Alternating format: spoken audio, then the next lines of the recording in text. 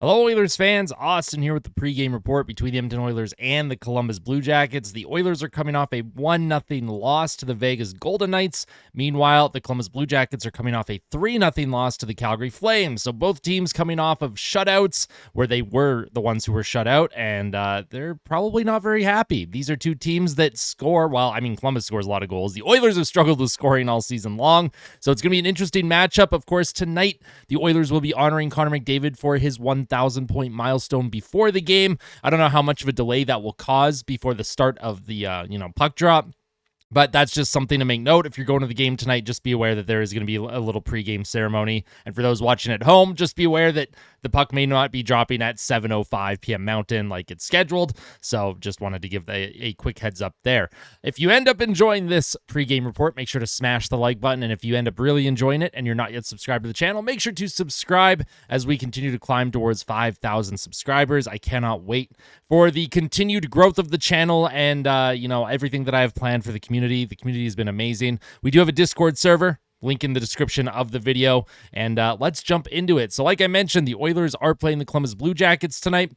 And the last time these two teams met, Columbus beat Edmonton 6-1, and it actually would have been a 6-0 loss if the Oilers hadn't scored with about 20 seconds left in the third period. They scored in garbage time to prevent the shutout, and speaking of shutouts, the Oilers have been shut out 4 times this season. They are on pace to be shut out over 13 times over the course of the entire year, and for a team that features Connor McDavid and Leon Draisaitl, that is absolutely unacceptable, and it kind of doesn't make any sense. We knew that there would be some regression with some players. Guys like Zach Hyman, we understood would regress because you don't just suddenly go from a career high of 36 goals to 54 and then you're not going to sustain that. A career high shooting percentage, all that good stuff. So Hyman, we expected regression, but there is regression across the board right now. Plus, the Oilers haven't been able to stay exactly healthy for a lot of this season. Zach Hyman is just coming back from an injury. He should be playing tonight. I do have him projected in the lineups, which I'll get to in a moment. Victor Arvidsson has been day-to-day for over a month now, so I'm not sure what's going on with Victor Arvidsson. Dude is just in a body cast all the time. I feel really bad for him because he's a really good player when he's healthy, but it's unfortunate. So right now, the Oilers, they've been relying on guys like Vasily Podkolzin to play top 6 minutes. They've been giving top 6 minutes to Connor Brown. These are guys that historically do not score a lot of goals. At least Connor Brown has historically hit 20 goals in his career before, but, Podkolzin, for how good he plays, you still want some extra offense. And, of course, McDavid and Draisaitl have started to cool off. They were playing really good, hot hockey, and now they've started to cool off, and the team just isn't finding any sort of depth right now. The Oilers, I think, lead the league in goal percentage from defensemen. I think 22% of their goals have come from their D-men, which is number 1 in the NHL, and that just shows that the Oilers' forward group, especially their wingers, there's a big problem. The Oilers' best scoring winger right now this season is Corey Perry, and he has 4 goals. He's tied with Ryan Nugent-Hopkins, who also has 4 goals, and he's also tied with Jeff Skinner, who has 4 goals, as well as the top scoring wingers for the team, and it's just not good enough. It's nowhere near good enough, and I don't feel great coming into this game because the Oilers are coming back from a road trip, and Columbus is still in the middle of their road trip. I actually don't know how many games they have left on theirs. I should have checked.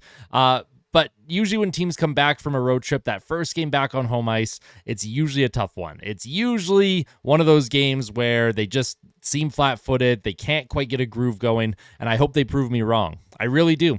I want them to prove me wrong, but I'm not feeling good heading into this one because of how Columbus plays. The style of both teams, Columbus seems to match Edmonton very well. The Oilers do not match the Columbus Blue Jackets very well. So let's jump into the lineups, the projected lineups, that is. As of the recording of this video, this has not been confirmed. This is just my own projections based on how the team has rolled their lines earlier in the year. Top line, Nugent-Hopkins with Connor McDavid and Zach Hyman. I am expecting Zach Hyman to be in the lineup. They have loaned Drake Caggiula back down to Bakersfield of the AHL, which makes me think Zach Hyman is good to go, and he should slot in on that top line in place of Kapanen, who I have bumped down to the second line. I have Podkolzin with Draisaitl and Kapanen for the second line. Again, I don't know if this is actually what the lineup's going to be. I would like this line, though. Kapanen brings an absolute ton of speed. He's very tenacious on the forecheck. So is Vasily Podkolzin. And Leon Draisaitl, he's able to just use his smarts and, his ability to get the puck to different players. And, with Podkolzin and Kapanen, they do a lot of the dirty work in the corners. They can get him the puck. I'd like to see Draisaitl throw the puck towards the net a little bit more. He had a few opportunities in that Vegas game to shoot the puck, and he was choosing to defer to teammates. Draisaitl, I want you to lead the league in goal scoring. I want you to be selfish. I want you to shoot that puck more, and hopefully Draisaitl is able to get back on the score sheet tonight. Third line, I'm putting Janmark, Henrique, and Brown back together, obviously, because those three generally play pretty well together. They're an effective line. They have chemistry. I would like to see Adam Henrique chip in a little bit more on offense. He's been playing a lot better. Janmark, I don't think he's played poorly. Neither has Connor Brown. They're just not putting the puck in the net right now. Connor Brown had a couple opportunities against the Vegas Golden Knights where the puck just went off the heel of his stick, and he wasn't able to put the puck into an open net. Very unfortunate, but at least Connor Brown is in the right areas. We talked about this a lot last year. I would be more concerned if Connor Brown was not in the right areas and not getting opportunities. So the fact that he is makes me more comfortable, moving forward for the rest of the season, that he'll get a few more goals and hopefully he can get back in the swing of things. Fourth line, Jeff Skinner with Derek Ryan, Corey Perry. Optimally, I would like to see I'd like to see Derek Ryan out of the lineup. I would like to see a guy like Noah Philp put into the lineup. And for Jeff Skinner, I would optimally like to see him play more top 6 minutes with either McDavid or Draisaitl. This is a player that needs to play with skill. You cannot play him as a fourth line grinder 10 minutes a night. He's not going to be effective in that kind of role, and we've seen it. Against Vegas, he was playing a pretty good game despite the ice time that he was given with his line mates. Jeff Skinner is not given power play time either, and for some reason, when the net was pulled in crunch time in the third period, when different guys were getting looks with McDavid and Draisaitl, Skinner was not one of those players, and I'm not sure why. I don't know if the coaching staff doesn't trust him. I don't know if it's because his plus-minus is the worst on the team. Not all of it's his fault. Sometimes it is, but that's hockey. For Jeff Skinner, I don't know. I want to continue to support and root for him, but it's really hard right now, the way the coaches are utilizing him, for him to be able to get any kind of offensive rhythm going. So we'll see if he's able to break through and score a goal for the first time in a while tonight. He had some really good looks against the Vegas Golden Knights, so hopefully that means he's close to breaking through and he gets some rewarded top 6 minutes as well. So for Jeff Skinner, it's been a tough go this season for Edmonton. Hopefully he's able to turn things around. On defense, we'll have Ekholm with Bouchard, Nurse with Kulak, Stetcher with Emberson. Of course, that bottom 4 D pairs, they usually switch around. Sometimes Nurse has shifts with Stetcher. Sometimes Kulak has shifts with Emberson. So that's just kind of how I project it. Nurse and Kulak have been very effective together, so I like putting those two together more often than not. Ekholm Bouchard has been the top pair for Edmonton all season long. Of course, you're not going to split them up. And my starting goaltender is going to be Stuart Skinner. In 4 of his last 5 starts, he has put up a .930 save percentage or better. So it's clear that his game has turned around, is turning around, and that is huge for this team. What Stuart Skinner needs is a little bit of offensive support. He needs some run support here because the Edmonton Oilers, they struggle at scoring. They really do. Columbus does not struggle at scoring. Columbus is the opposite of struggling for scoring. They actually score a ton of goals, but Columbus struggles at keeping the puck out of their net. So you have a team that struggles keeping the puck out, going up against a team that has trouble putting the puck in. We'll see how it turns out. In the game day predictions, let's take a look at the Columbus Blue Jackets. They are 11-10-3. They are 6-3-1 in their last 10 games. Expected goals for at 5-on-5 ranks 11th, 51.84%. Their power play ranks tied for 22nd at 17.7%. Their penalty kill ranks 28th at 72.7%. So Columbus, their penalty kill, just like Edmonton's, not very good. If the Oilers are able to get a power play or two, hopefully they can take advantage of that. But at the end of the day, who knows if the Oilers are even going to get a power play. Against Vegas, neither team had a power play, the Oilers or the Golden Knights, and it was also the first time since 1944 that there was a game featuring 0 penalties that also ended with only 1 goal scored. So Jack Knight Michaels, he put out a tweet about that, so a little fun fact. Columbus, though, they scored 3.46 goals per game, which ranks 8th best in the NHL. They give up 3.50 goals against per game, which is 29th in the league. They give up an absolute ton of goals. So I would like to see Edmonton, put at least 2, 3, 4 behind them. But earlier this year, they were only able to get 1, and they looked really bad while doing it. Corsi for 51.34%, which ranks 10th, and shots for ranks 6th in the NHL, 53.16%. So Columbus, they are a middle-of-the-road team, slightly better than middle-of-the-road, actually, in their 5-on-5 advanced metrics. Expected goals for, Corsi for, their shots for percentage is good, and they score tons of goals. Their big problem is the penalty kill and their goaltending. If Columbus had consistent goaltending and a consistent penalty kill, they would absolutely be a playoff team.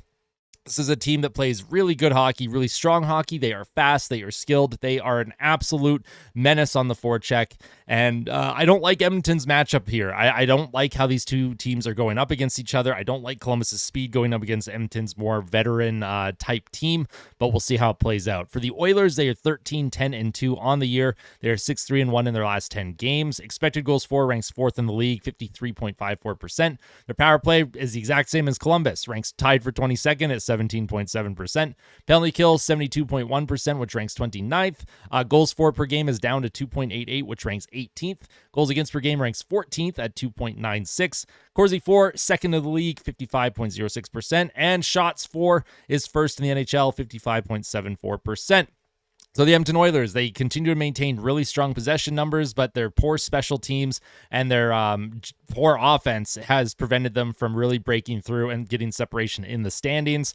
And it's really interesting, too, that they're a better team league-wide ranks when it comes to goals against over goals for. This is a very rare feat for Edmonton. Usually, they are a goal-scoring machine the last several years. However, this year, their goaltending is technically better than their offense, not through the numbers, but just where they rank in the league. They are 14th best in goals against, but 18th best on offense.